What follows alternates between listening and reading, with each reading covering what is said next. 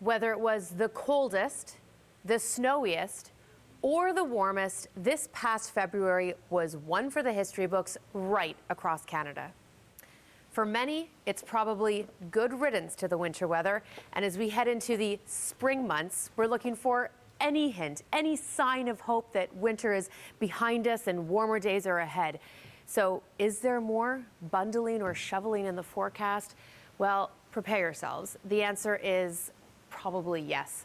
That jet stream, that fast-moving band of air in the upper atmosphere that directs our weather has pretty much been stuck in the same position since the new year, rising high across the west, bringing above seasonal warmth and lack of mountain snowfall before diving down across the east, dragging Arctic air with it for Ontario and Quebec. And finally, that jet stream swings back up across Atlantic Canada, directing storm after storm over the same hard-hit areas. And this pattern will be a good indication of what's to come for spring. With all of that ice on the Great Lakes and record snow piles on the East Coast, that's going to help keep this pattern locked in place.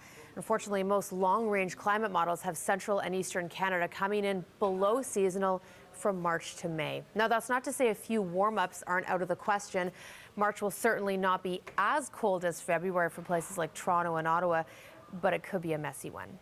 Now, this whole what you see, what you get outlook might actually be good news for those across BC and Alberta who have enjoyed an incredibly early taste of spring weather these past few months. That heat will likely stick around. A few rounds of encroaching Arctic air, though, that may bring some cooler nights, and the hopes for some mountain snow are possible, but generally it's a warmer outlook for you on the West Coast.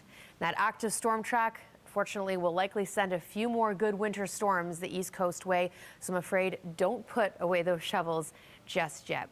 Now, as we head into the more typical spring months of April and May, temperatures will warm up for the east. It just may be a slower climb than normal. And even though spring doesn't officially start until March 22nd for us meteorologists, we track the season slightly different for climatological purposes. So March 1st is technically the start of meteorological spring, if that's any consolation.